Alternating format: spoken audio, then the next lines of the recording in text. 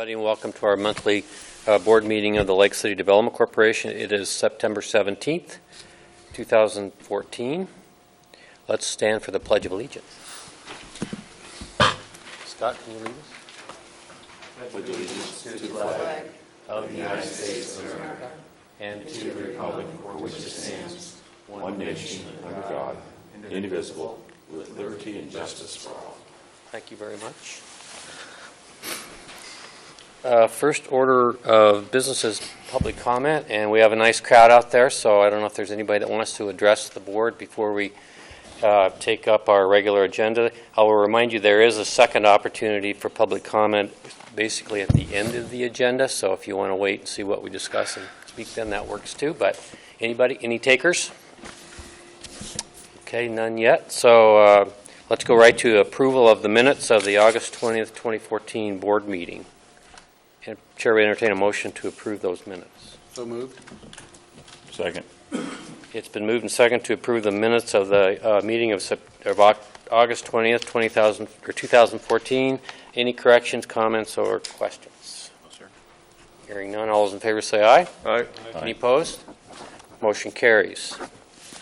Presentations. Right off the bat here, we have some folks from the Midtown area. Greg Johnson, welcome. You want to use the podium, Greg? Yes, please. Okay. The floor is yours. Thank you, sir. Let's see.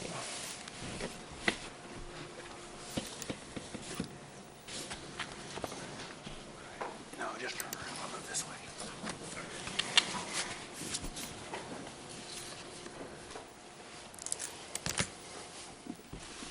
And I need to...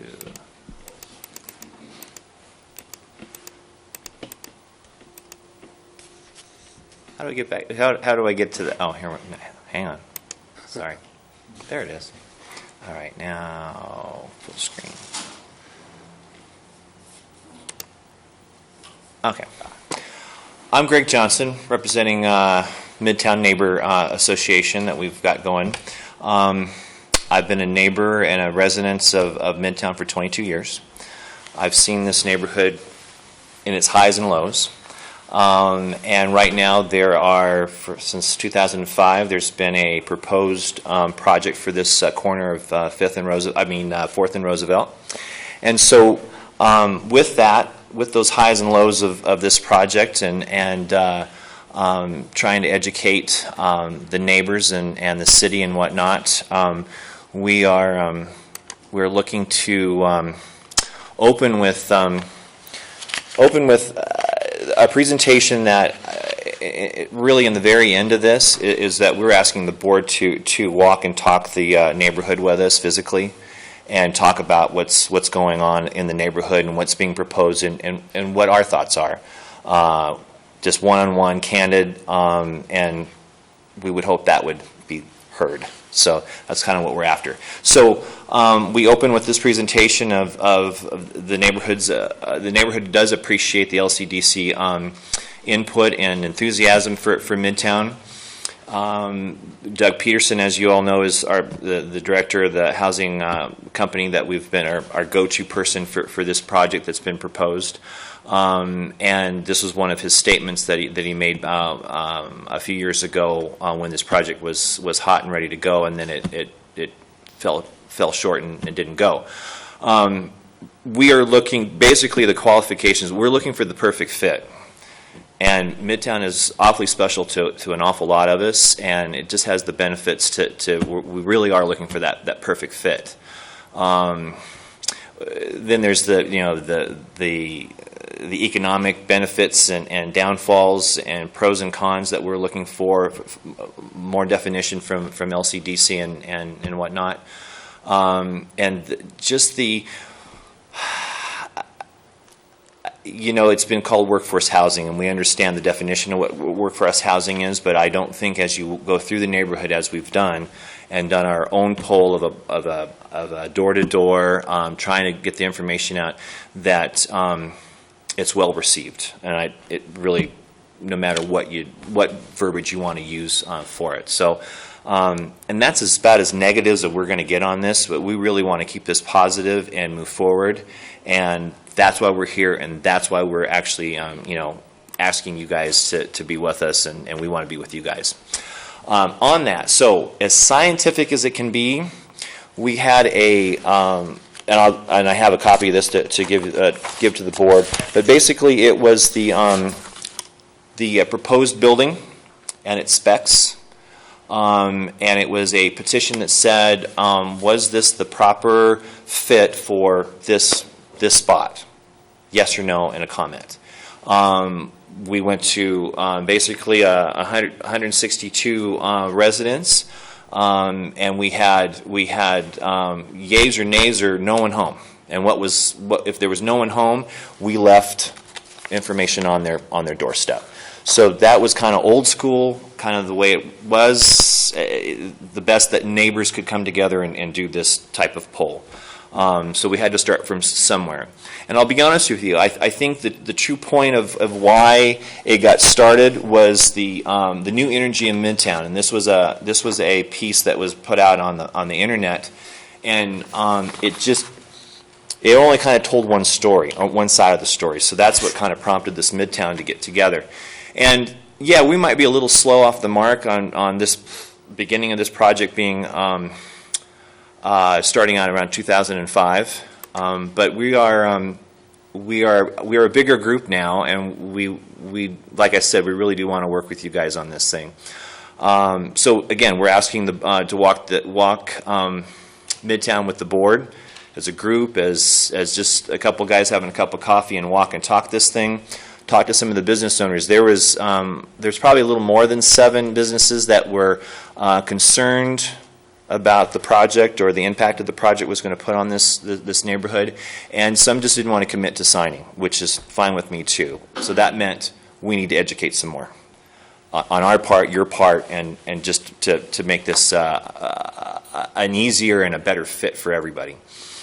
So again, some of our goals, working with the board, putting a board together of neighbors and you guys, the LCDC board, and really start putting the polish on this thing. We see it as maybe the kickoff for the vision of Coeur d'Alene for 2030. This could be the spot that we get our feet wet with it. So with that, so there are 2 neighborhoods in Spokane that I'm very familiar with. I work and travel through Spokane an awful lot with my business, and the Garland district is a district that was truly a down and out neighborhood until again they got their act together and got very proactive and took this little vintage neighborhood to a whole different level, really. And it's a pleasure to walk through there. I don't have a picture. We were limited on time and whatnot, but there's a great picture of the Garland Theater, which is just a classic theater built in the mid-1930s, which is just a great hub for this neighborhood. But again, they have some unique buildings. They have a dry cleaner. They have a music shop. They have a tattoo place. They have bicycle shop. It's pretty close to what our neighborhood already looks like now. Perry District, probably one of my favorite neighborhoods of the South Hill as you come down the South Hill, and this truly was a dive neighborhood. I'll be honest with you, it was pretty pitiful. And the place is called The Shop was literally an old garage that was absolutely nothing. Now it's a pretty cool hip coffee, produce, and music venue. Some new restaurants have gone in off to the right on the screen there. Another great little spot. Then there's some new construction in there for the restaurants, and I think there's a veterinarian clinic. There's the doctors and lawyers and all that good stuff that are through that little neighborhood. But truly, they're finding the right fit for this neighborhood. Now, what both these neighborhoods do not have that is being proposed in this project, or what we, the neighbors, are proposing, is the mixture of living and retail. Neither one of these neighborhoods have that. They don't have a building that has living above and retail space down below. So that's what kind of makes us a little more unique. And here we are, we're in Midtown. So as you know, as you drive through this neighborhood, it is cool, it's funky, it has a great big empty lot. And it needs the perfect fit to put in there. So, with that, again, there are some businesses that have been well established in this neighborhood that we kind of forget that have been there more than 5, 6, 7, 8 years, that just keep chipping away at it, and they're great little businesses. And to see a guy like Eric Hedlund buy that old building and put his own money into it and invest in that little corner, my hat's off to him. I applaud that, and I'd like to see more of that. And with that, after going door to door and going to business, there truly is a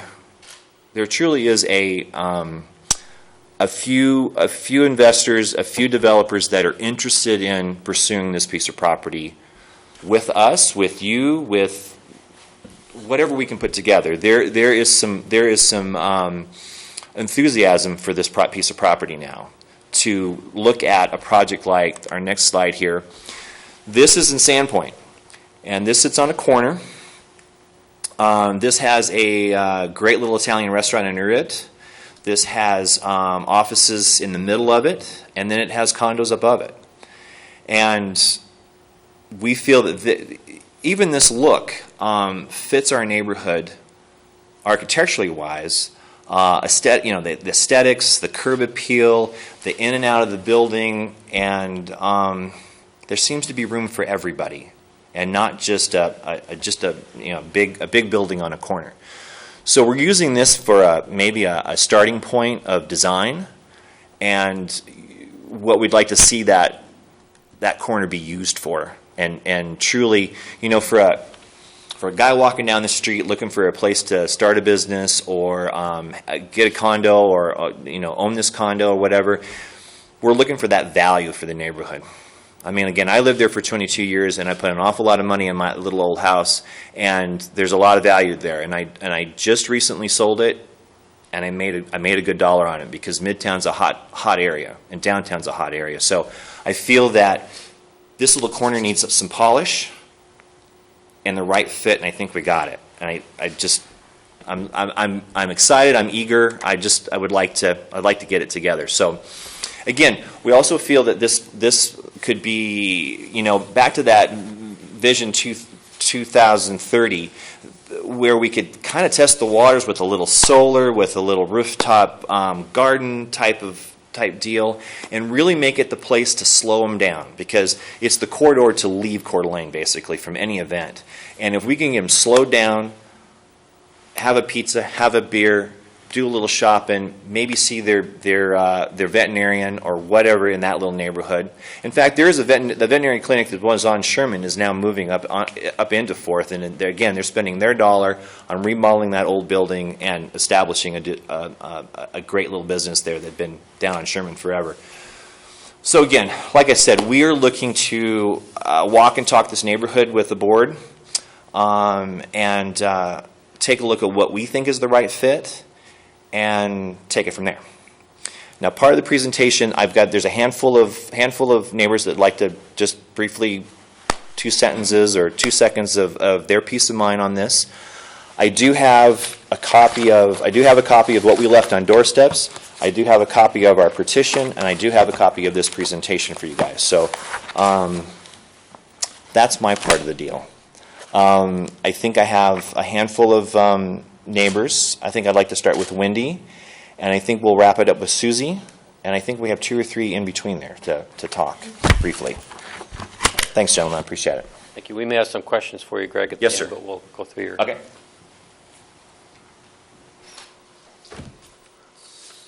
So, who's next? If you could just give us your name and address for the record, please. My name is Wendy Gallegos, and I live at 740 North 3rd Street. Anyway, I have been a homeowner in Midtown for 18 years. I've seen a lot of changes and improvements in the Midtown area during my years living here. I have had my own visions for what I hope Midtown could become. 3 stories consisting of 38 units of workforce housing has never been something that I've ever envisioned for the area that I live in. The original idea of a few owner-occupied condos with retail space underneath makes a lot more sense and would be a much better fit in the Midtown area. Questions of Wendy? Nope. Thank you.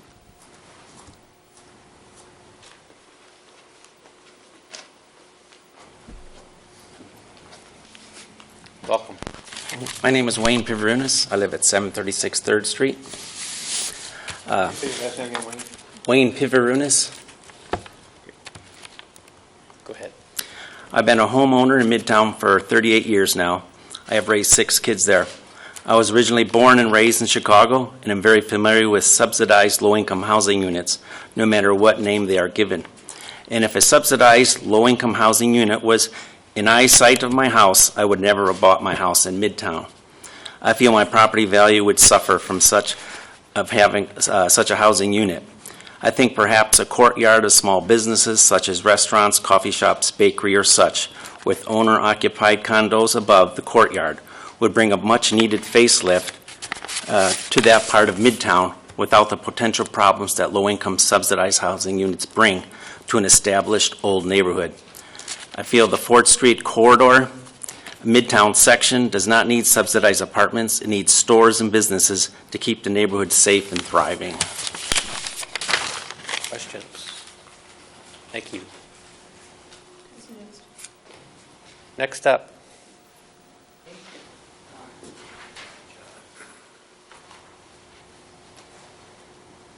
Hello, gentlemen. My name Welcome. is Meg Sullivan, and I'm the owner of Kelly's Irish Pub and Grill. We moved up here from the LA area 3 years ago, and I've got to say this is the most beautiful town, the greatest people. We have really fell in love with Coeur d'Alene. I'm grateful for the resort. They bring in people, they bring in tourists. Sherman is a great tourist area. However, I don't see any low-income housing on Sherman. Midtown has become kind of a new quirky area that people are going to business-wise. As a business owner, I would really like to see the proposal of more retail, the retail units below. That brings in new and exciting businesses. It brings in jobs, and it brings people to that area.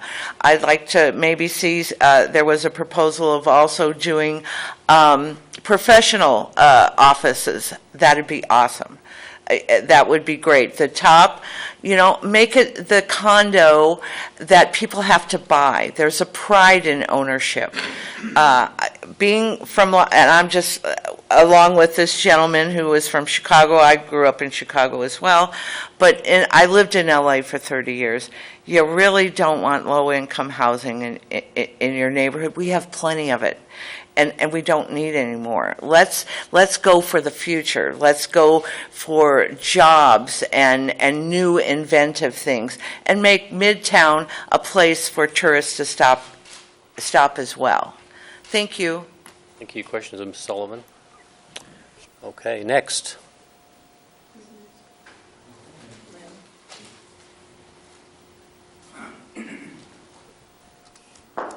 Welcome, Lynn.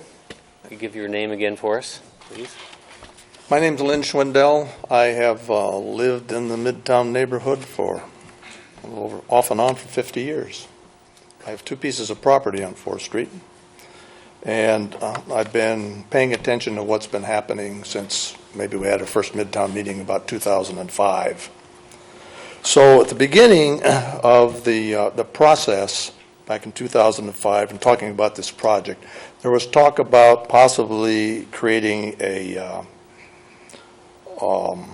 placemaking project. So the study I did on some research on placemaking, this piece of property would not be a placemaking project because there just isn't enough real estate to develop a real placemaking project.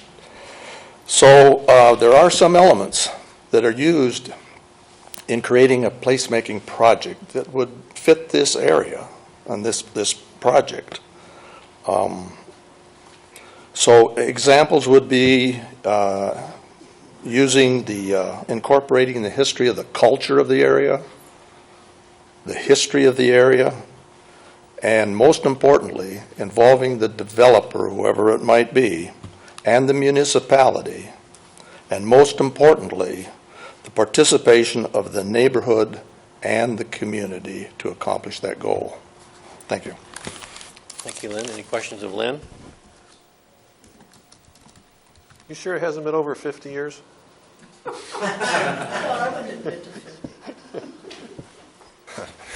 Welcome. Hi, my name is Scott Burkhart, 808 3rd, and my wife and I just bought Greg's house, so I'm new to all this, and I'm not sure of the process on how that's going to be decided, but I guess I would just like to know that we have a voice, the residents there. The proposed building would be directly in our backyard, and so we definitely have a vested interest in it. My wife absolutely fell in love with Greg's house and just the beauty of it and the location, and our kids. We're kind of living in two different houses right now, making the transition from the Highlands into that area, and our kids just love the neighborhood and the access and everything, so we wouldn't like to see anything go in there that would change what it currently is. We'd like to see it enhanced in any way possible, and I think to come to a decision on what's there, I would just hope that the neighbors and the business owners there would definitely have a voice in the matter. So, thank you. Thank you. Questions? Okay. Mayor, I've kind of lost track of who else. I'm sorry. Yes. Okay, just a couple more, Greg. Yes. I think just two more for that. Welcome. Good evening, LCD members and meeting attendees. Will we get your name, please? My name is Art Oliver. I'll read this statement and we'll have all the information, factual or whatever you might need. I'm here this afternoon to address the concerns about the proposed Midtown development project that has been under consideration by this group since 2007 or earlier. I have been a member of the Midtown family since early 1971. My childhood was spent here in the Coeur d'Alene in the 1950s, and I was a GT employee in the late 1960s here also. As such, I have witnessed many phases of change related to growth, decline, and rebirth. Currently, I believe Midtown to be in its most progressive period of change and revitalization with many varied and vibrant establishments underway, such as restaurants like Angelo's, Capone's, pubs and eateries including Kelly's Irish Pub, the Hot Rod. We all know I've had many a beer with my father-in-law in the prior establishments for 20 years. Retail outlets like the Sunflower Gift Shop, Paris Flea Market, both men's and women's hair salons, and numerous thrift stores. Services can be found here also. Computer repair, Healthwise Management is one of them. Architectural and engineering firms on 3rd and 4th, anchored by a Safeway Corporation store to the north. At this point in time, Midtown is on the cusp of the most significant development project phase to date. I commend you for considering it. The plan is, there have been many plans. The plan is centered around two areas of site usage, being one, a small, significant 4,000 square feet of retail space, it's been spoken to earlier, and a significant residential element comprised of 36 subsidized residential elements, beginning at 420 square feet for a studio apartment and on up to a comparative amount of 1 and 2 bedroom subsidized units. Unfortunately, what is not being considered here are two important issues. The first of these is an aspect of long-term owner-occupied residential units. The second consideration that should merit attention is the provision of professional service-based spaces, such as accounting, counseling, legal services, architectural, landscape, or interior design, construction, or engineering firms, because it would be a great breeding point for young college graduates, people entering in the job market, can't afford their own buildings. Most of the established places exist in very expensive residential, converted C-17 business-type properties. This would give them an entrance to the community. A more comprehensive and inclusive approach that we might want to consider implementing has been employed in the Avino's development in Sandpoint, and I wasn't here if it has been introduced, I don't know. This model allowed for the bridging of a much broader and more diverse economic base up there in that development property. And in conclusion, as the Midtown project currently stands, it does not provide for community growth, but instead would foster an inevitable local decline, raising across all social and economic levels. Thank you, gentlemen. Any questions? Thank you. Thank you.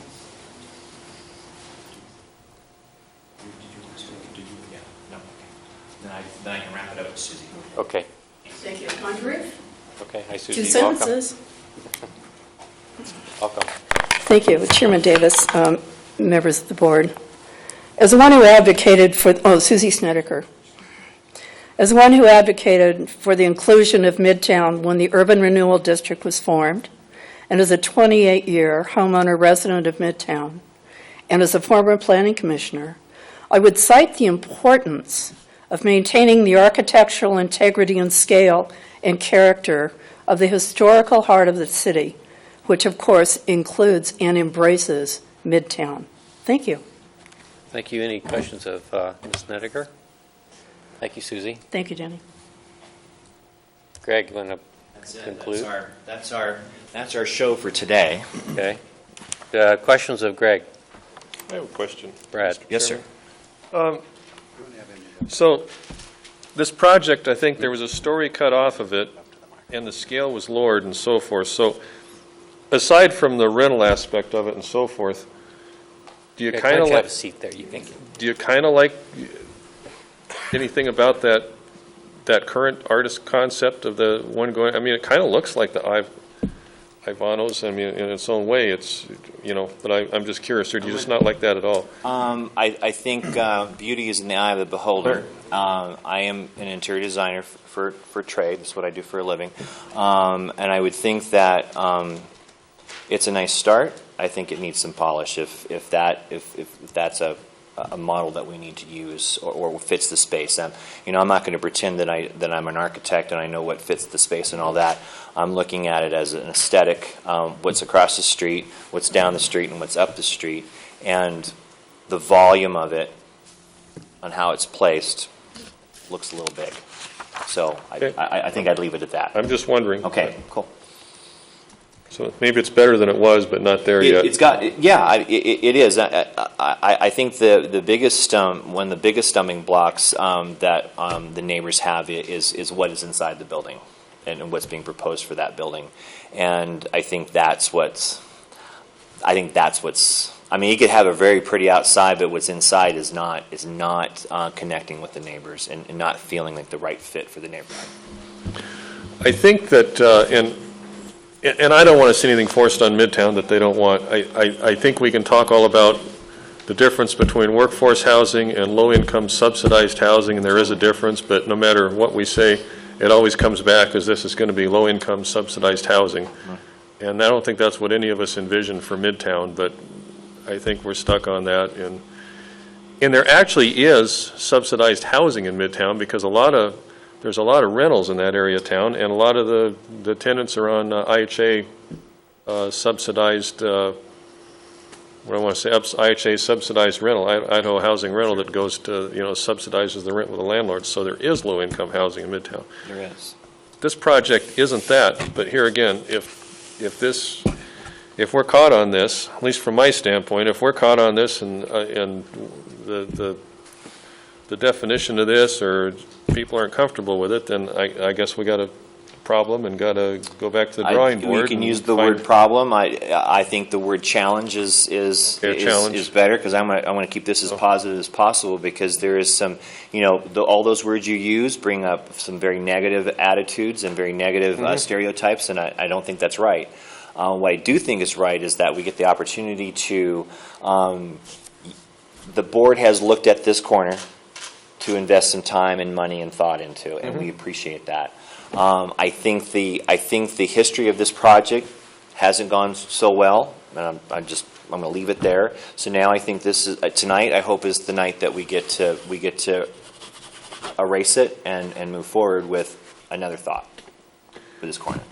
And I had heard that people were working with your neighborhood and this project was getting closer. But here again, I guess the big thing is rental versus condo in there, it seems like. And Well, if you want to go back to the original proposed project, right. it was that. It was owner-occupied. It was Right. 3 stories tall. It had retail on the bottom. And in the midst of that, between thoughts of where the board was thinking where this needed to go, and then the economic downfall of the end of 2007, the beginning of 2008, just caused the wheels to come off, and we wound up with the project that we have in front of us. And it has been tweaked and turned, and there has been small meetings with a handful of neighbors and council member of getting the pulse of what was liked and not liked. I'm going to say this as diplomatically as possible. I'm going to say that not all the concerns were given to the board, and I think it was one-sided, to be honest with you. Now, in a critique and for our side was we're a little slow to the start, and now that more information has gotten out, we've had more meetings. I've knocked on more doors. All these folks here have knocked on more doors and talked to their neighbors and gone to businesses. They get their hair done. They get their, they walk the neighborhood and stuff. And again, the general consensus is they thought this project was dead, done. And then all of a sudden it's back again. It's like, well, what is it and why and whatnot. So I think on both parts, the board and the neighbors, we need to get the rest of the city and our neighborhood better educated on what is being proposed for this and what the opportunity, a new opportunity is for this corner. All right. Well, my vision was not of low-income subsidized housing projects like Okay. L.A. or Chicago. Mine either. My vision was of rental units, but well-run, well-managed, well-taken care of. But Okay. obviously, there's Well, some challenges. there's some challenges with use that, it, but and there's so also- I don't want to see anything forced on the neighborhood. Okay, and I That's appreciate going to be that. nothing but cause hard appreciate feelings, that. and it's got to be. You know how your neighborhood ticks. You know your neighbors as well. You're better than I, and I know my neighbors pretty well because I've been there a long time. But I think, thank you for that. And I think that there is, I was going to miss my point there, but that owner-occupied is interesting for all of us and look like value. We have batted this idea around. Like I said, there are a couple gentlemen in town, developers / real estate guys in town that are they're serious about the space and the opportunity that it could bring as what is happening to Midtown and what's happening to downtown. And I am proof of that with the sale of my home and the sales of homes in my area going for a nice profit for those who have been there a while, and the new energy that has come into the neighborhood. I could have never dreamed of selling my house to the folks that I did, but I did. And oh my God, I've handed my house that I've had for 22 years off to this phenomenal couple and their kids. I don't know, I'm passionate about this kind of stuff, and I think that corner deserves as much passion or more because it involves all the neighbors and everyone that drives through that neighborhood. Right. Well, and there's examples when you have condominiums, for example. There's examples of good condo ownership Yes, sir. and well-run condo associations, and there's some pretty poor ones in Yes, the sir. area. Just the same as there's some well-run rental apartments and some poor ones. Totally. But I sit on this board to serve the community, and I care about Midtown. I care about the neighbors, so I've got an open mind on this. Thank you. I appreciate that. your That's what we're presentation. after. Thank you. It's a little rough, but it is what it is, and I think it's not all in the polish, the polish and the shine of a show. It's the content of the show. But I think you got it, and I appreciate that, sir. Thank you. Dave, did you have some questions? Thanks, Denny. Greg, first of all, thank you. Thank you, sir. Yeah. And thank the folks that are sitting behind you and also those ones that aren't here tonight. This whole thing makes me smile. We've invested a lot of your tax dollars in trying to attract vibrancy and opportunity I'll use the word opportunity rather than problems or challenges, Okay. to your neck of the woods. So thank you for having this discussion. I'd much rather have this kind of a discussion than, oh my God, what are we going to do? How are we going to retain this? You know, this blight and this gang problem, blah, blah, blah. Okay, so anyhow, thanks. When you cast your net for neighborhood, and I would ask all of you in the audience to define what is your neighborhood. I know Susie and Lynn live a ways away from 4th and Roosevelt, okay? But they considered themselves to be part of the neighborhood. So I don't know if it extends down to, I guess, where we perceive downtown to end, which may be Foster, it might be Indiana, you know, it might be Coeur d'Alene Avenue Garden, somewhere in there. I think I would look at Indiana, and quite frankly, All the way to Harrison, you think? I think Harrison, and I think there's quite a few success stories on the other side of Harrison when it comes to Pilgrims, Yeah. a handful of restaurants, Sure. what Dave Smith has done to the corner as you first approach and and then as you leave Midtown Right. corridor. So yeah, I think if you want to throw a bubble net. over that spot, yes. Okay, well, and I think the discussions is certainly healthy because time's been an ally in this thing. We've gone through an uptick back in our economy, We have. which is bringing it back, which is allowing people to come in and buy businesses, which is allowing the VFW to sell their building and the architects to invest. I mean, all think of those that's a prime things example, are yes. prime examples of us throwing a stake in the ground with taxpayer money, trying to encourage optimism to prevail. With that being said, have you all talked to Mr. Peterson and the Housing Authority I think that about your concerns about this kind of a most definitely. presentation? I think we have two members of our neighborhood that have directly talked to him, and knowing that he was behind what truly, as the member here had mentioned, that we don't want to force anything on the neighborhood. And We don't want to be an unwanted. I think you were very correct, Greg, in your assessment of the housing agency. You know, there had been something built a long time ago, I think, if there had been other developer dollars involved, but those people genuinely want it to fit. Yes. Because, like Brad alluded to, they're not a one-and-done deal where they build it, turn it, and they're gone. They have to run it, manage it, and I guess justify it for the 25, 30 years that they own it after they build it. They're not a build and leave tomorrow night type of a development. So, and that has been a real challenge for them, you know, to try to make the economy of this thing work. Frankly, we probably don't have enough dirt there for them. We don't. And, you know, we talked about is the project that you showed as a possible example in Sandpoint, is that downtown close to the? It is. As you Deep come Center, the in, Powder House. off that main drag, and Yeah. you make the curve into the main drag of Sandpoint. It's right there on the left-hand Or a side. Bono's restaurant. Yeah, Okay. Bono's is down below. Okay.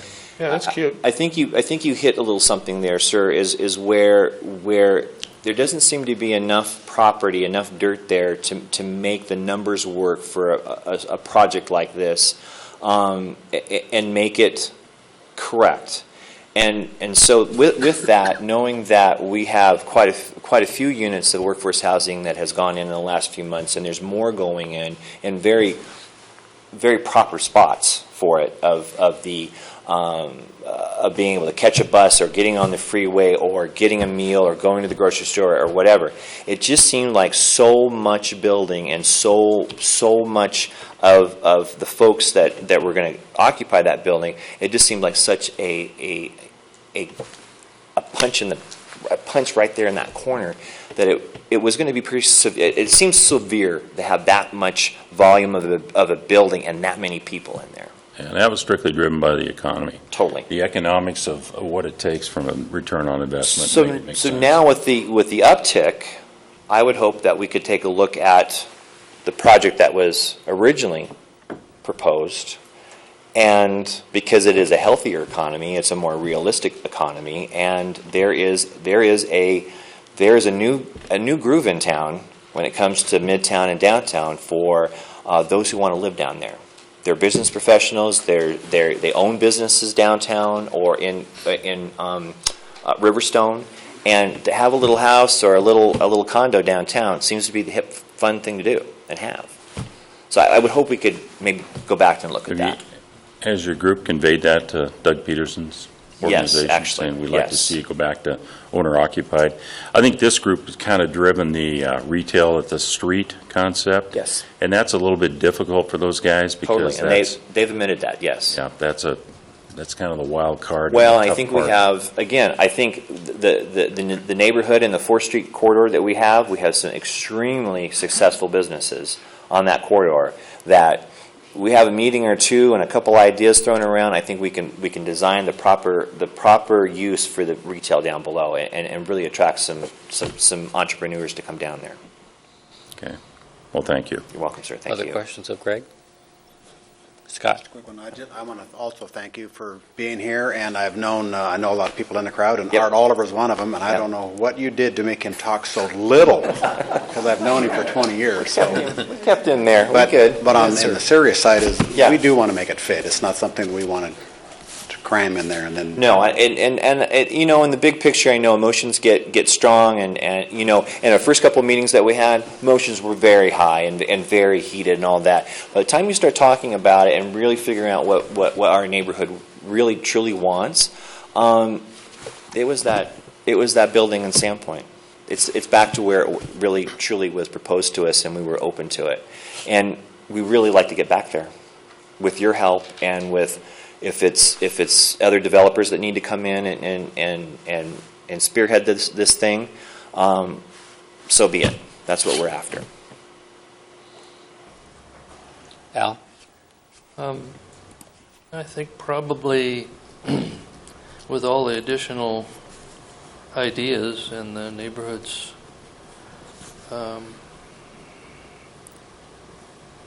re-look at this thing, at going back, you might say, to an original proposal. Maybe it's time to have IHA come back in and tell us where they are and what's available and what can be done to rejuvenate this thing.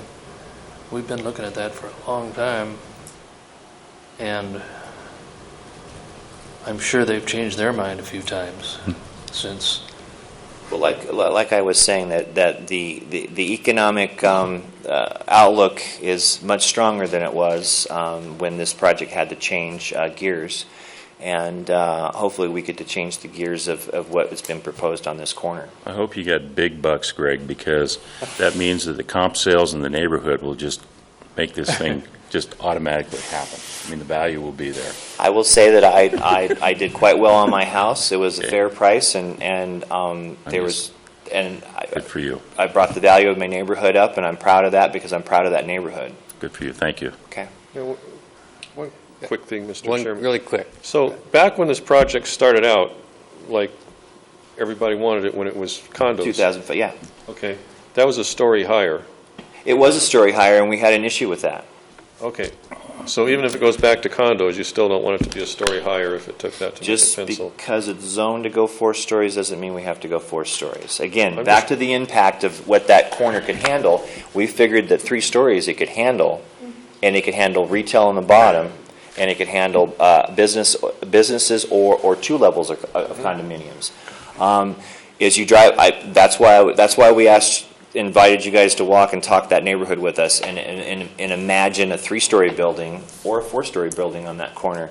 I think it would dwarf Capone's on the corner, those people eating a pizza and looking up at all that. I think 3 stories with treetop garden on the roof and whatnot could be a gold mine, could be a beautiful site. Just want to clarify that. You got it. Thank you. Okay, thank you, Greg. I just have an observation, maybe a couple of questions. The vision you present, I think, is nothing that any of us would disagree with. Would be terrific. So the challenge has been over the years, over that now almost 10 years, Lynn, that effort's gone on to get that piece of property redeveloped, is getting the economy to fit with the right project and getting the developer that will do it. We have some of the property up there, so we have some influence about how that develops, but we don't own that piece of dirt that the prey is sitting on, so we're not completely in the driver's seat ourselves either. So this has been a really, I think, a good thing. One of the other things we put some elbow grease into is to try to get the neighborhood businesses and neighbors together to create an association so that we have a good voice to listen to. So I think that's a positive thing that's come out of this. And so I salute you for that. Okay. And then my question is, I'm hearing on one of the radio stations, there's an advertising effort going on for the 4th Street corridor, and I'm wondering, you're all involved in that, or how that's You know what? That was news to me, too. That was brought to my attention probably 3 or 4 weeks ago that had gone on. And I do believe, and I don't want to speak out of turn, but I'm assuming that the businesses down the 4th Street corridor have gotten together and have put a advertising package together, because I think the moment that you turn off Sherman and go out 4th, you're in a whole different part of Coeur d'Alene. You're no longer in the tourist area. You are now in where truly a local will shop and eat and live. And I think that's where you're looking to slow them down, and you're also looking to slow those tourists. You're looking for that last, let's go grab a pizza. Let's go get some flowers for Mom before we go back to the hotel room or wherever. So I think that's what that corridor is all about. So that's why it's hard for me to say that it starts at Indiana and ends at Harrison. But if you wanted what we canvassed, that's what we canvassed for our polling. Yes. You canvass from Indiana to Harrison? Pretty much. And then there are some... 3rd and 4th Streets? 3rd, 4th, and 5th. Okay. And then there are a few that have businesses that put them in their businesses. So there's a few that are obviously outside that realm that are just part of the city of Coeur d'Alene. They work in that area. Correct. Yeah. Okay. Cool. Other questions of Greg? Thank you for your presentation. Thank you, guys. I appreciate it. Thank you very guys much. for coming. You're welcome to stay. And like I say, we'll have a public comment period at the end of the agenda for anybody else that wants to address this issue that didn't get a chance to. Okay. Next item, we have Coeur d'Alene Arts Commission. Steve Anthony. Hey, Steve, you're all ready to go. I see that. Yeah, that would be me. Welcome. It's interesting when you talk about the Garland Theater. I don't want to date Dave and I, but I remember going and seeing the premiere of Born to be Wild over there. Yeah. It was a neat theater. Easy Rider. Well, I can run out of crowd. It's been a while since the Arts Commission's made a presentation to Lake City Development Corporation, and Tony and I talked, and this is before all the publicity we've gotten over the last a couple weeks, but he thought it would be a good time to come and make a presentation to you. Going to go over part of our partnership that we've had with Lcdc over the years on the public art program, and so I promise to keep this quick and then answer any questions that you might have. Also, I'm going to hand these out. Just I'll explain the story later, too.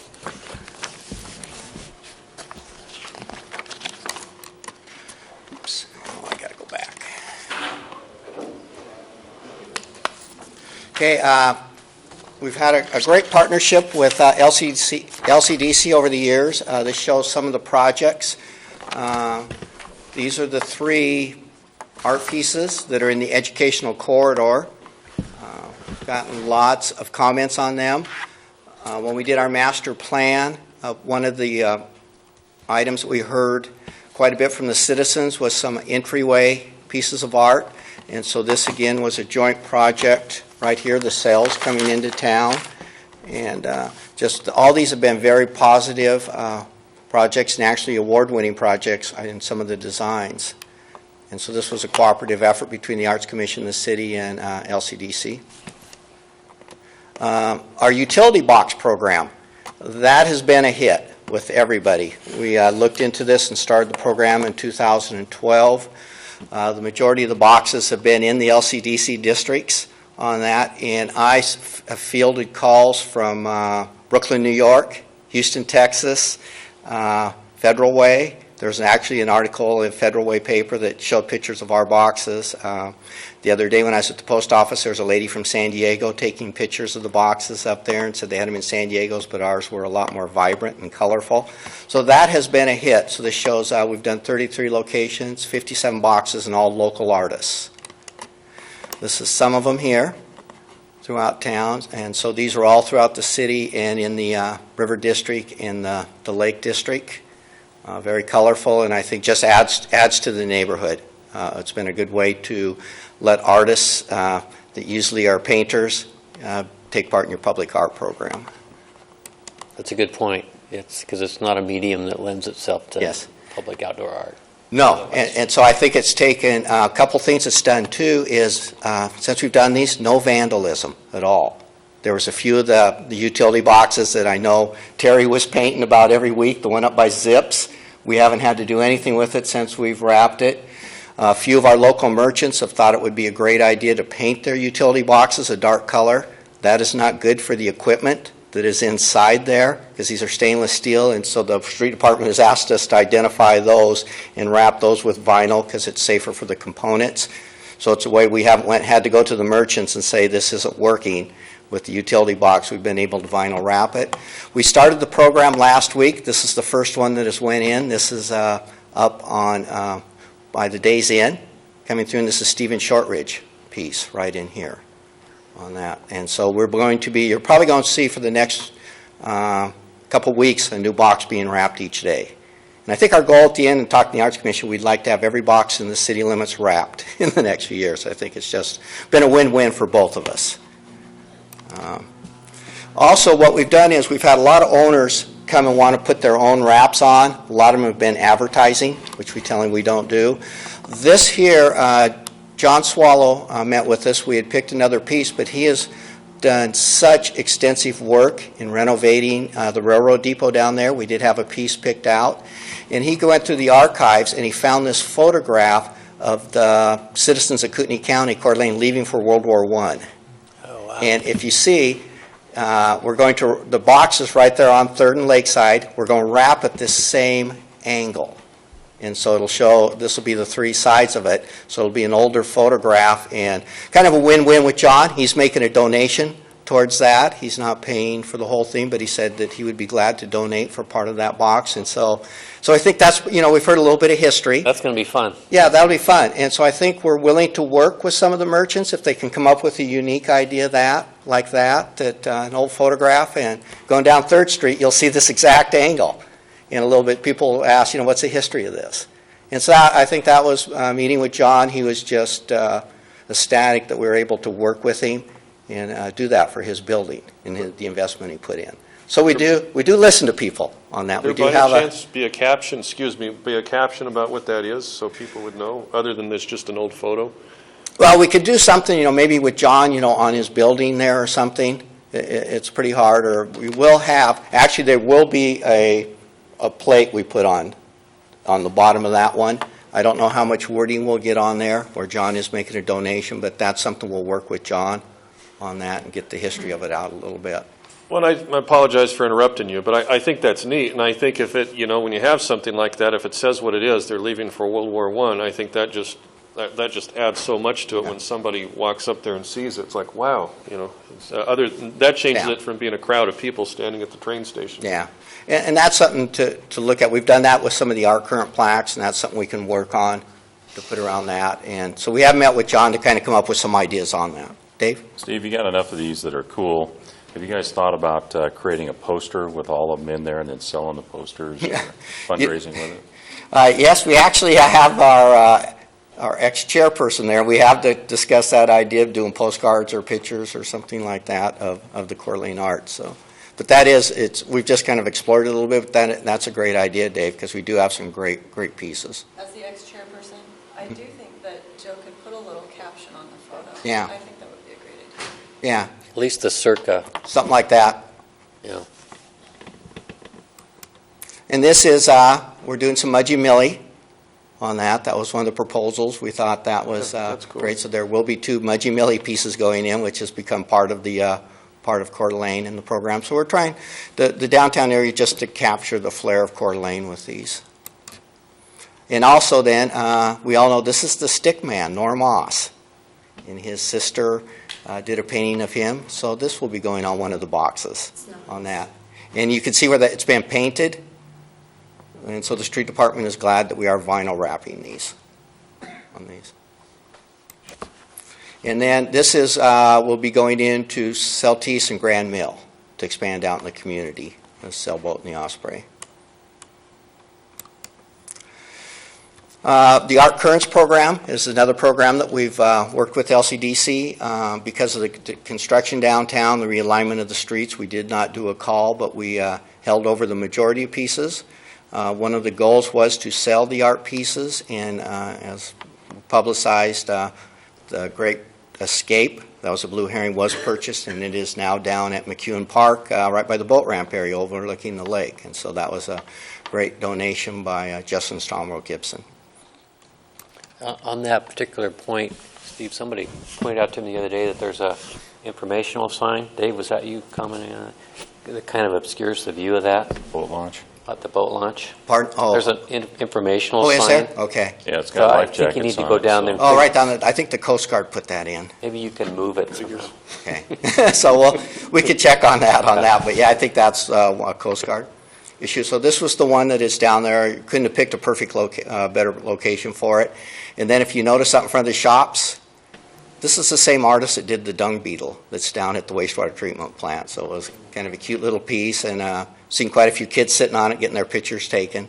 And so that's one idea of most of our pieces, to make them photo ops for the family. I want to update you on some of the projects that have went in at McEwen are coming in. This is the American Worker that will go up on Front Street between 5th and 6th. This is the piece that Dean Hageson commissioned and will be donating. Terry Lee is the local artist on that. And the building permits have been drawn up for that, so we envision that going in the next couple weeks. Now, the Rainbow Arch. This is the one I thought I'd bring this up a little bit. This is the one piece, and the one thing I will say about it, after we've had the stories in the paper, there's a couple from Spokane, and they'd come over and saw it on the news, and they were taking pictures of it and going up for dinner later in the night. And so I think a lot of these, the Arts Commission feels that it is underperforming a little bit, and we are working with the lighting engineer. But I do have one picture. Part of it is all the ambient light around, and we're working to maybe we can cut down on some of that light so that does have the brighter colors. But the lighting engineer is going to come up and see what adjustments we can make on that. If you're down there, that seems to be the biggest problem with those streetlights right across the street. Yeah. That put out all that light and they just mute what's ever coming along. What's there. Yeah. And so I think there are some small fixes we can do. We're committed to not spending any more money on it, but I think there's some things that we can do environmentally around it to make the project. Looks like radio equipment to me. But Yeah, so. Art means different things to different people. Yeah, and I've had comments from people saying, hey, it's kind of cool, you know, this is a boating city, reminds me of going into Anacortes or some areas on the coast. So, this piece, we've gotten nothing but compliments on. At night, it's lit here, it's purple and gold, and it's been just a hit. A lot of people taking photographs of It's it. an awesome piece. Yeah. Yeah, people really like that one. Yeah, getting lots of photographs on it, and it's a really nice piece on them. This piece will going in the next 2 weeks. I think everybody will like this also. The Explorers by Jane D. Decker, and I think everybody knows the story. This was 3 little boys, and we went back and asked her to turn that into a little girl, and that piece should be, they've got the footing designs in, should be going in the next 2 weeks, and that'll be at Trail Confluence in McEwen Park, right south of the splash pad in there, so a great location. And then we have lots of other locations for art. The sundial, that is going to being donated by Parkwood Properties, Charlie Knipp and the group, and so I know they're in the planning stages of that. You anticipate that one going in, Steve? You know what, that one has been outside the Arts Commission. It's been more of a Parks Foundation and Parkwood Properties, but I know they've been working with Team McEwen to get some of the wording on it and the letters, so I anticipate, you know, within the next year, but that one was outside the Arts Commission. Mudgee Millies are in there, and we did put out budget money if the wall that is right underneath the Front Street bridge there coming down on 4th, that we have put out and budgeted money, the Arts Commission, to do some type of 3D art on that wall, and that call will be going out probably in the next month. Just to let you know that on the local art projects we went through, we've had 41 local artists, some of the names, do 63 pieces of art within the city, and so not all of our art is out-of-town artists, that we have a good mixture of in-town and out-of-town artists. And one big project is we've gotten all the schools involved. And Charter Academy actually will have their utility box out there where you turn to go to Fred Meyer. They are all done, and that should be wrapped in the next week or so. The value of the City of Coeur d'Alene Arts Collection, since the city started 1.33%, is our art collection now has about $1,322,000. And so for a city our size, people are pretty impressed of what we have for an art collection in a city. It takes pride of themselves. And because of our relationship with Lcdc, we've been able to put art out in the community. Without your help and our partnerships, we would probably never been able to do this piece. Got lots of compliments on this, especially from families, kids, just really on that roundabout, just sets it apart coming up. That's cute. It's a nice piece. And I got a call from Frontier Communications. They had some of their corporate people in town, and they did a tour of Coeur d'Alene, and we're impressed of their president from Denver was so impressed of our commitment to art, our utility boxes, that Frontier Communications would like to become part of the art program in the city. And so we're talking about to them with some major sponsorships. Okay. What's the holdup here? Okay, oh shoot, sorry. Okay, our public art fund just kind of gives you the balance. What we had in 2014, we have been spending money on art. So our public art fund has a balance of $42,000. Our Lcdc district fund is $76,000. River District $164,000. And then our maintenance fund, this is a lot of cities did not look ahead and do a maintenance fund. We've looked at that, and that is important. If we're going to accumulate all this art, we need to maintain it. We are looking at Riverstone for a piece of art. That's that little pocket park called the Sawtooth, that we will be doing a call for that to put a piece in there. We've also been working to try to do a significant piece in Riverstone. We were looking at BB and Telford, but we've heard in talking to the people from Riverstone, they are looking at maybe at some time realigning Telford to expand some of those lots in there. So we're waiting to see when they get their alignment, and then looking at some type of art piece on that corner there. And then this is a project that we're real excited about. You might have read about it in the paper. This is when Eden was chairperson, we started this. This will be a joint project with the Coeur d'Alene Tribe, the City of Coeur d'Alene, LCDC, and NIC. And we met with the tribe last Wednesday with Chief Allen and his council, and they are very excited about this project. This was the highlight of their meeting, that we would finally recognize the tribe's presence in the corridor down there. And they've helped write the call. They'll have members on the committee, and very excited about that. Kind of shows where it is on the river, what a beautiful place for a piece of art and an informational kiosk. Could I just interject here? There's been a little bit of confusion in the community about the education corridor and the higher education campus. Yeah. Could you just say that they're the same? Same, yeah, okay. Just changing the name to the higher education campus. Higher education campus, and so that's so this is right along the Centennial Trail that runs along there, the bike trail. So it'll have a very visual presence, and kind of to give everybody a deal, the old bridge was right down here, the old 95 bridge, so just north of it a little bit. And then again, our districts were very prudent. We look at coming up, especially with the Burlington Northern purchase, of being able to do some pretty good projects in the Mill River area, and working with LCDC on those. And then we've done a lot of signal boxes out in this end of town, and some other pieces, and we're looking at eventually doing a gateway piece out in here somewhere coming into town.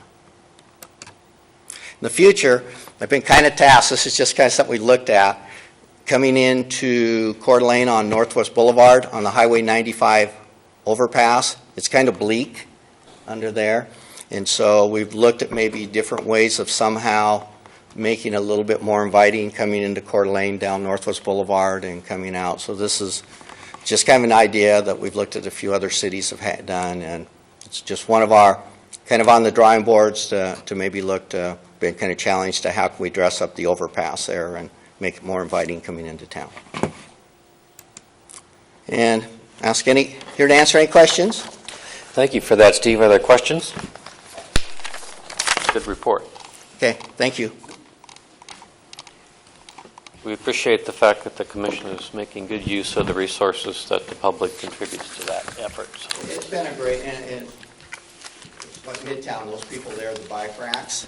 I've actually seen people, somebody said, we never see bikes in, but I've actually seen a couple on the Octopus there. That's Midtown. There's been a couple were in front of Safeways with the bike chain, the one in Capone. So I think it adds a little bit of the quirkiness of the neighborhood. Oh, yeah, definitely. Okay, committee reports. Finance Committee, Commissioner Caldwell. Thank you, Mr. Chairman. The Finance Committee will start with the Lake District first. And if you'll go to the balance sheet of the Lake District, during the month of August, the Lake District did have a decrease in cash of approximately $1.2 million. And that was primarily due to our second payment of the year to the Washington Trust bond payment. And we also paid off our property on 518 North Park Avenue, paid off the loan that had come due. There were no other significant items on the asset side of the equation. On the liabilities, we did have a decrease there of $1,015,941. That represents our typical payments on notes, principal of about $15,600, and then the principal on Washington Trust bond payment was $861,024, and then the payoff on our Park Avenue property was $139,315 on principal. I'll show you the interest figure later. So fairly significant month as far as making some payments when you look at the balance sheet. If you go to the profit and loss statement for the month, you'll see that we did receive $24,662. We had rent income of $13,530, interest income of $142, a tenant security deposit refund of a minus $65, so a total revenue of $38,269. On the expenses that are either sizable or unusual, the first one we have is professional fees. That was a little bit high for a typical month, but that is our first payment, and it's a 50% payment for the Robinson survey work that they're doing for us. The grant program, we have a line item there for $35,203, and that represents the City of Coeur d'Alene for the downtown sidewalks and the ADA compliance project that we agreed to be part of. Then go down the very bottom of the expenses, you'll see a number of $184,527. That does represent the interest payment on the Washington Trust bond, which was almost $179,000. And then we had $5,551 on our other debt obligations. So those are the significant items on the profit and loss statement. Are there any questions about the balance sheet or the profit and loss on the Lake District before we move to the River District? Seeing none, we can go to the River District next. We'll start there again with the balance sheet. And in the River District, we did have an increase in cash during the month of $3,214. Liabilities stayed fairly stagnant, not a lot of activity. If you go to the profit and loss statement on the River District, you'll see that we had $13,552 in tax increment revenue. We had a little bit of interest income of $267 for a total of $13,819. Down below on the expense items, you'll see that we have professional fees, $5,986. And that, like the other district, that's the 50% payment for the Robinson survey work. Everything else is just splitting the cost between the two districts. Any questions about the balance sheet or the profit loss for the Lake District? If not, I'd like to go to the payables next. And you have to take a look at the current payable sheet that Tony has just passed out. We'll start on the top. You'll see Elam and Burke, $420.50 for the work they do for us. Holly Troxel, General counsel, legislative issues, total is $1,773. Molitor and Associates Consulting, $1,879.08. The City of Coeur d'Alene broadcasting costs for fiscal year 14, $1,200. Jobs Plus, and I've got in here an annual sponsorship of $2,000. Last year we gave Jobs Plus $1,000. They have asked us if we could consider increasing our pledge to them this year. We felt, based on the fact that, and this is the Finance Committee discussed this, based on what their goal is in the city and what they do, combined with what we're trying to do, that it's a good organization that does a lot of good on trying to bring companies in and also keep the ones that we have here. So we are going to recommend an increase on that from $1,000 to $2,000 per year. And if I could add, Rod, on that, I sit on that board. That ask is being made of all the members of Jobs Plus, and numbers of the communities and the counties are increasing their contributions. And the effort basically is to sort of broaden their effort to include retention and sort of local entrepreneurship support, so that we can sort of grow jobs from within and not always just be looking for importing those jobs. So I think it's going to be a good effort and be money well spent. Yeah. Thanks, Mr. Chairman. The ICRIMP insurance payment, first half of the year, $2,672.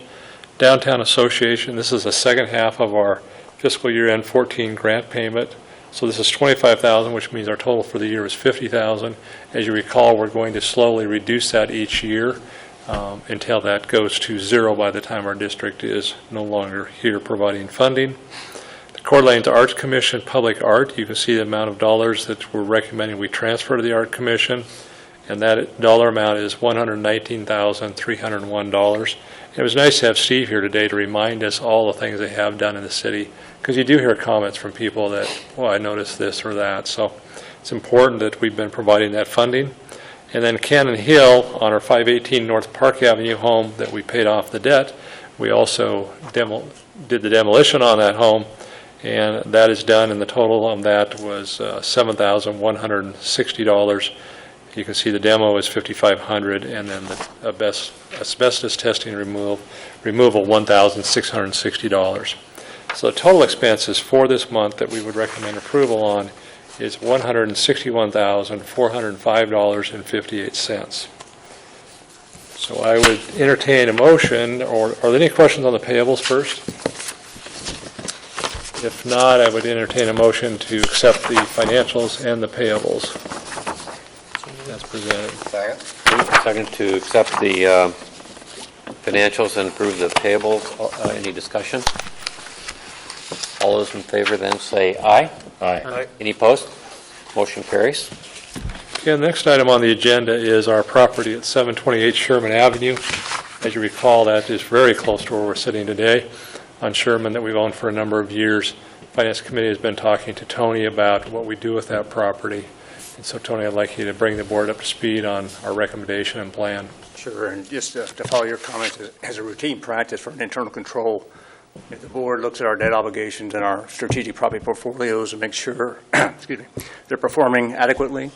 And since recently the city's informed us that they're not planning on punching through A Street to the library, the ownership of this property has come into question. How long should Lcdc retain this? So first off, I'll give an idea to everybody where this property is.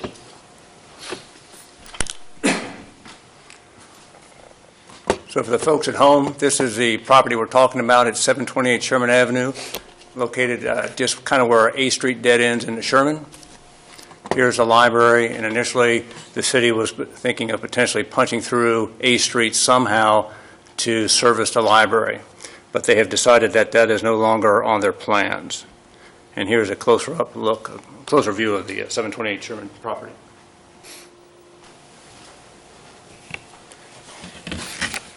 So the process that we have developed for divesting of this property is as follows, and this is The state has developed it. Excuse me? You said we had developed it? Well, we have developed this approach basically because the urban renewal statutes really don't deal with how urban renewal agencies can divest of properties other than redeveloping them.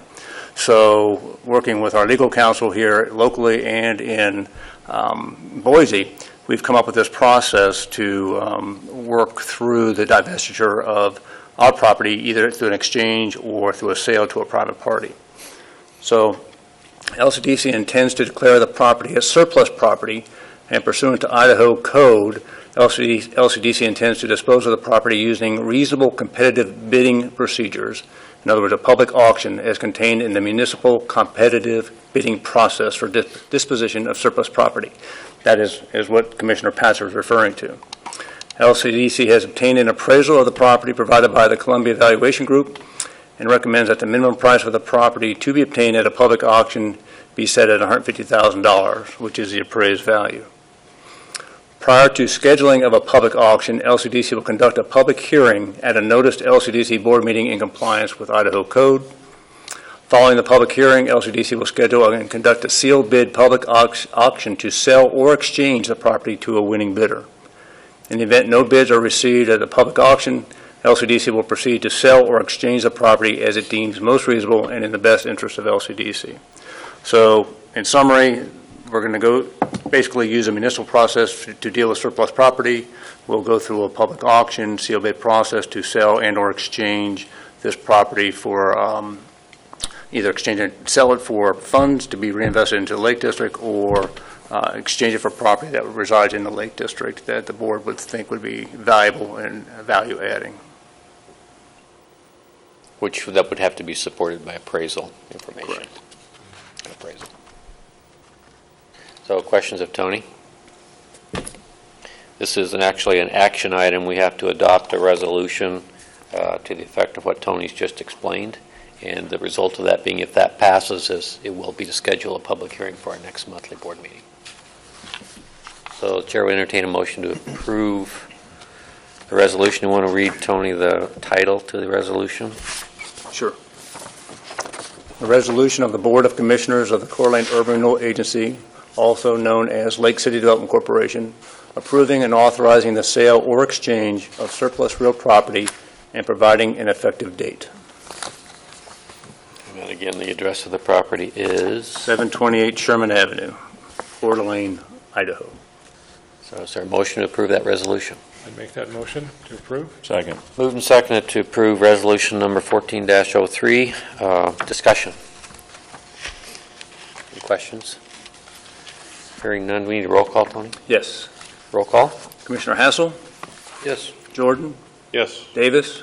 Aye. Caldwell? Aye. Hoskins? Aye. Patzer? Aye. Motion, any opposed? Motion carries. We covered everybody, yes. That resolution passes, so. Okay. Thank you for that. Next item, that looks like all the finance. Rod? Yes. Question on that. Is the appraisal available for somebody that's interested in this bid process? Is the appraisal available for them to review? I would imagine it'd be public I think record. it's a public record, yeah. Okay. They could So as request. part of that process of public notice, Right. people want property information, they can contact you for that, or you want to put that up on our website? It's awful big, we can. Okay, well, I guess let's put it in there that they can contact you to obtain a copy of it. Okay. I have a quick question now that we voted. You talked about public auction, then you talked about sealed bid. It's one and the same process. So we call They'll open the bids. for sealed bids. Okay. They'll open them. Sometimes I think a public auction is where you have an auctioneer, and just like the tax deed sale at the courthouse, so I'm just wondering for sure. I expect we could do it either way. Right, I think you can. I was just curious what way we were doing it. Good question. Well, if this doesn't work, we can try it that way, maybe. See how this turns out. Okay. Housing Committee. Commissioner Goodlander's absent today. Tony, do you have anything to update? I do not have a report from the Housing Committee. Nothing to Okay. provide. Parking Committee, Commissioner Jordan. I don't have a lot to report, Mr. Chairman. We haven't had a meeting, but we do have a meeting scheduled for the first week in October, so I should have an update on parking items at our next meeting in October. I guess the only thing I could tell you, if you were wondering about the situation with having some, vagrants in the McEwen parking structure. They're supposed to be in the final stages of drafting an ordinance, and they think it'll go to council in October to create that ordinance. I think they've kind of got it under control now, but anyway, they've been crafting that ordinance, as you read.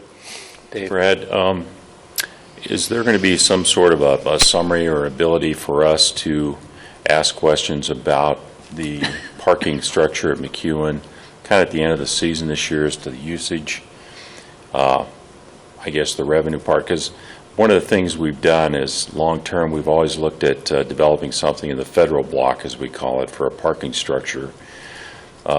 With our long-range planning, we need to kind of know, we've kind of sitting on our hands for a year to determine the effectiveness of this parking and how it's influenced and affected downtown, the merchants, businesses, and also people for big events. And at some point, I'd like to have a discussion about that so we can maybe modify or change or proceed with some parking endeavors on that property we've amassed in the federal block. So is that something you think is in the scope of the parking commission to come and bring us up to speed? I don't know if that's Troy we ask or if it's the chairman or the individual commissioners on that, but I'd like to be able to pick their brain and see what the state of parking is in downtown Coeur d'Alene after all of this shuffling has gone on, and how it's affected business and affected the functionality of downtown.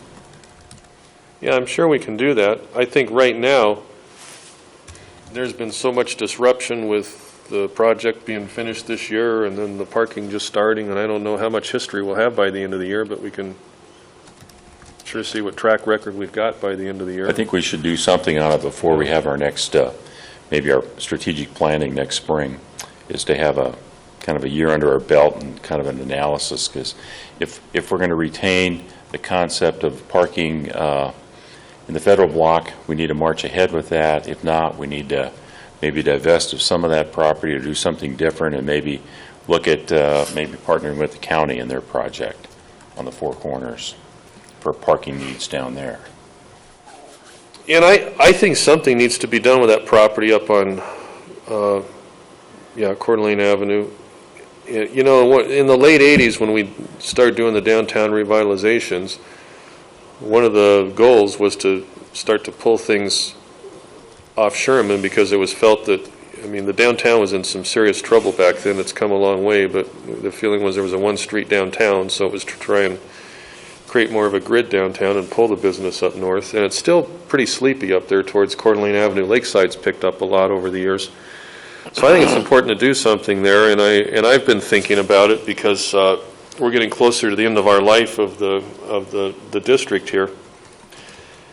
And I'm wondering, with the economy picking up, and there's the new high-rise project down on First Street that'll be starting, and things are picking up again. Maybe it's time to start talking about issuing an RFP on that property or something. See if we can come up with some kind of a mixed-use project in there and get going on that thing before it gets too late. I think those are all good considerations. We might actually be a little early. We won't have a real full year by the time our next strategic planning meeting comes up, but we will have a good piece of a year. And then I'm wondering if a part of that would be a census of parking space use, not just revenues, because with the 2 hours free, if they keep that up, you've got a lot of parking going on there that you're not really tracking with your revenue. So you don't know how much use is getting made of it unless you're doing some sort of a census study on that. Yeah. I don't know if that structure is being fully utilized. I think it's being utilized more, but I think a lot of people still don't quite always understand it and understand, how it works in there. So I think it still takes a little more getting used to for some people. It's maybe a little more daunting than just driving onto a surface parking lot like it used to be. It's really Well, I can guarantee you there, but I think it'll get utilized more. My sense on Coeur d'Alene Avenue is if we build solely a parking structure up there, I think it'll probably not be utilized real effectively for a few years. But I also recall in our early days when we went down to Boise, and they told us one of the most important things they did in Boise was building those parking garages down there to create the infrastructure so that downtown could grow. But I think probably some kind of a mixed-use project in there that creates activity in that part of the downtown and drives the need for parking is probably the way to go on that thing. So anyway, at some point, whether it's our retreat next year or whatever, I think it might be time to revisit that with the economy picking up, because I think maybe we might be able to find some developers and some kind of a joint use or a mixed use for that property and make something happen up there. The downtown's getting pretty strong again. Other questions of Brad? All right, thank you for that report. Communications Committee. Dave. The only thing I've got to briefly talk about is Range is continuing to facilitate kind of a community assessment that we've had going on now for a couple of weeks, and I would anticipate by the next board meeting having some feedback. We all as part of that assessment process with the Robinson Group, so that's all I've got. Okay. Questions of Dave? Thanks for that. Jobs Committee, Commissioner Arman is also absent. Tony, do you have anything to report on that? No, there's no report from the committee. Okay. That takes us to Executive Director's report. Tony. Just two quick items. As I do every year this time, I recommend to the board that the board decline the extra terrorism coverage that the ICRIMP offers its members in the state of Idaho. It would cost us an additional $5,000 per year for the terrorism coverage, and ICRIMP currently carries $20 million in terrorism coverage, and our insurance agent recommends that we do not spend the extra money for additional terrorism coverage. So we've declined this for the past several years, and I recommend we decline it once again. Move to decline again. Second. Any discussion? All in favor say aye. Aye. Any opposed? Motion carries. Anything else, Tony? It's just a second item. It's just a brief update on the Four Corner project. That it is moving forward. The design team, Washington design team, is meeting with stakeholder groups currently.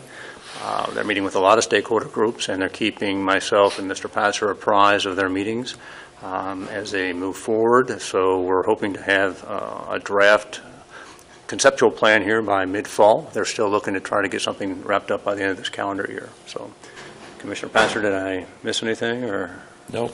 No. The minutes that Tony and I have received have been pretty detailed, and they're getting some great feedback from the groups they've been talking to. That's all I have. Okay, any questions of Tony? Okay, seeing none, the next item on our agenda is election of officers, chairman and vice chairman. Floor is open. Well, you want to go ahead? Go ahead. Well, I was going to nominate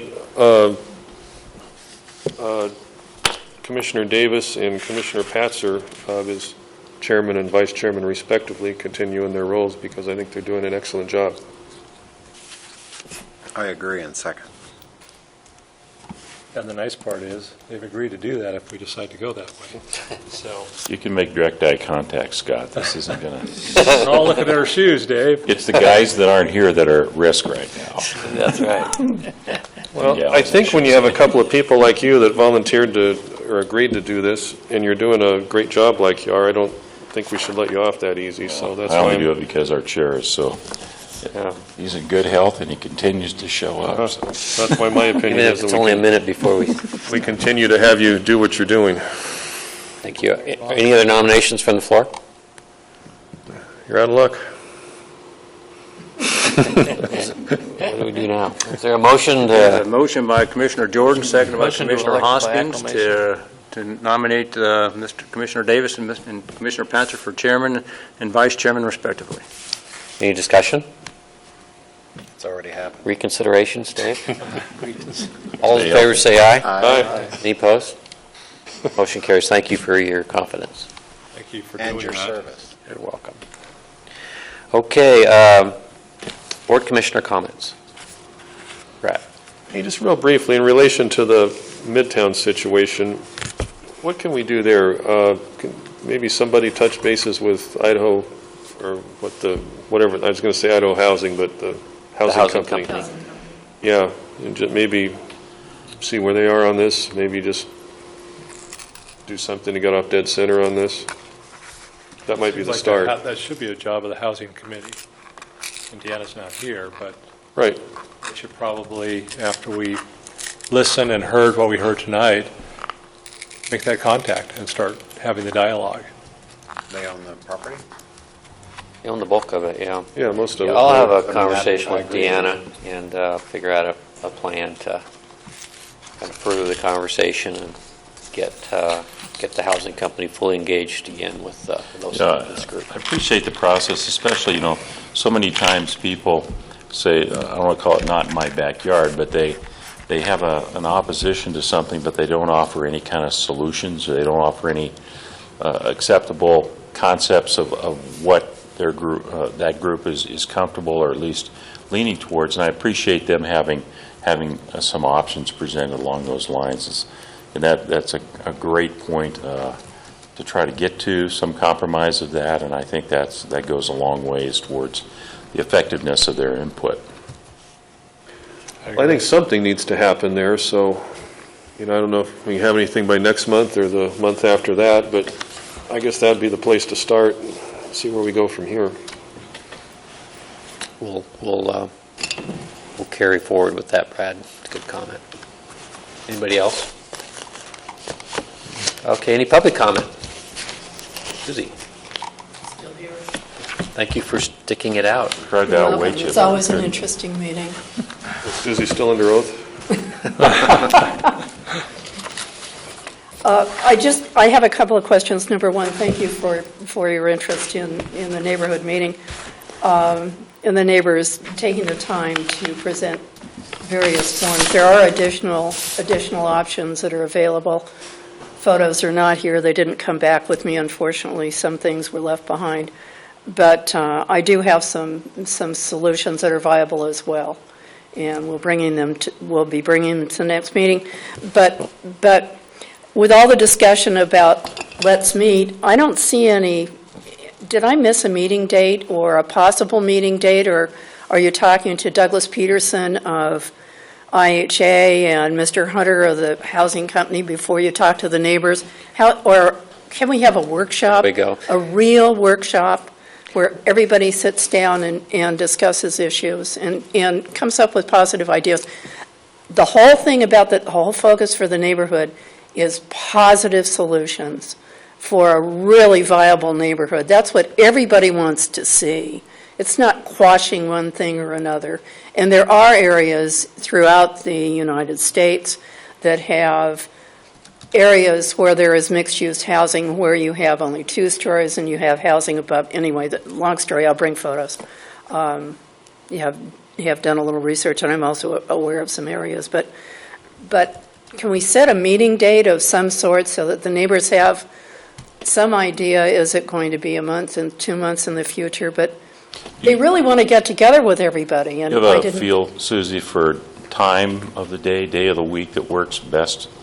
I assume most of them are working. They all work. Well, I so don't, evenings, obviously. Evenings would probably be the preferred. Probably evenings, And they'd correct. probably like to have it maybe a Tuesday, Wednesday, Thursday scenario. Tuesday doesn't work because that's a council or planning commission, so probably Wednesday or Thursday. And I know that they'd love to meet with everybody. That's why they were all here. They're really passionate about it. And thank you all for your time. Well, all I'm wondering, I think we need to move forward. I'd hate to have this dialogue we had tonight and then nothing happens. That's why. So that's why I raised the issue. inquired about maybe getting in touch with a housing company and seeing, what position dates they're out. in right now Right. as Yeah, I a think start. we'll- And then I think also if there probably should be a meeting, but I think maybe the housing company probably should be there too, because they're a Right. major Well, I stakeholder. agree. Yeah, I Douglas agree. Peterson was in town Yeah. a few weeks ago, I know. We got to make sure something works for all the groups. Correct, So we will correct. pursue it, Susie. We're not just going to let it sit. We'll throw some dates around, figure out a place and a bit of a format. I mean, we know Thank more than you. anybody else. We've got $500,000 of your money kind of into that area. That doesn't count the streetscape that's gone on. So We all know. we certainly don't want it to sit there idle and not create some kind of direction that works. Well, also, we have a limited lifespan to deal with Right. now. That's starting to be a, Clock is ticking. yeah. But I think the economy certainly has been bolstered and certainly is on, as you all know, certainly is moving forward at a rapid clip. And I think that some projected projects that weren't feasible 1 year, 5 years, 10 years, way back, certainly were not feasible, but certainly are feasible now. And there certainly are some housing alternatives and development alternatives that are successful with mixed use. And I realize that they can't get involved, housing company can't get involved with a commercial because of federal guidelines, but they can the residential, is my They understanding. can own the commercial, they just can't get the same kind of funding put Right, into it's that just piece. a little, there's a division. So that's what there's a division challenges in them there. with commercial, and then we've continued to push them to keep that commercial foot I think it's larger. absolutely important. So, anyway, Anybody in your group that comes from an accounting or a finance background that's been part of the neighborhood, that understands that yes. the economics have Yes, to work? of course there is. Okay. Of course there is. Someone who's eminently qualified. Okay. Thank you. Thank you. Thank all of you. I thank all of you. Thanks. Anyone else? It'll be Lynn? nice to see you again for another year, Dennis. Thank you. Lynn Stay healthy. Schwindel, again. Welcome, Lynn. Just a couple of quick comments. Oh, and by the way, Dave, I only live 3 lots south of Roosevelt. He's across right from south of Kelly's. I know. Capone. You used to For live 50 over years. on Birch or something, though, didn't you? Oh, that was 30 years ago. Okay. That's part of the neighborhood, across the street from Susie's. But a couple of comments I wanted to make. The number that Greg put up on the business to support it, it's more than that because I got some more signatures today. It's up close to probably about 20. But anyway, then as I've walked up and down the street and talked to the business owners, which I've really enjoyed because I've got to know them and talk to them one-on-one, but their number one concern seems to be that they want businesses in there that's going to create foot traffic. They all mentioned that to me. So they'd be that's able something to retail. do. I Well, wouldn't yeah. like to see a lawyer's office Better per than se. professional. Or an architect or anything like that. Well, Yeah. when we talked about that, well, that doesn't create a lot of foot traffic.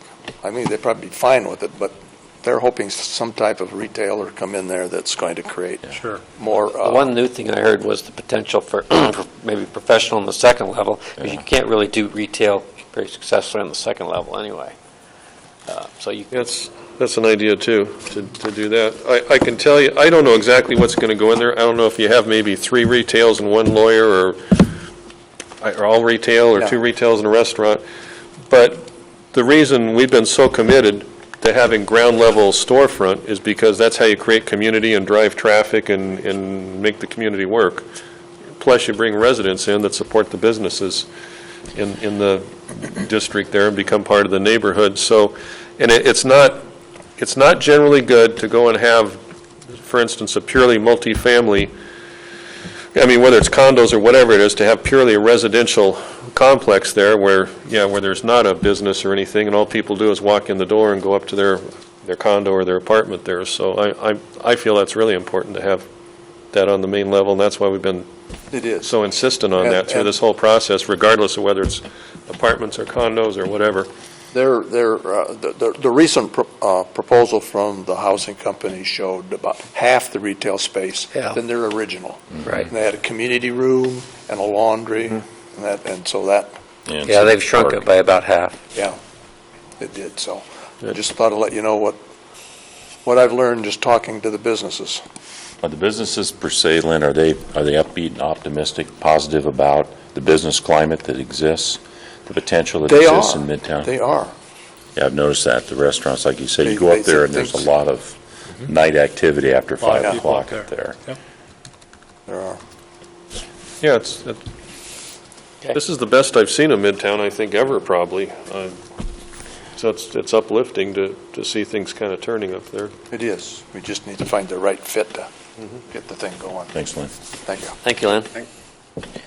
Okay. Next is, on the agenda would be a executive session to consider the evaluation of personnel. Under Idaho Code Section 67-2345, subsection 1, subsection B. Chair would entertain a motion to move into executive session for that purpose. Second. Moved and seconded. Roll call.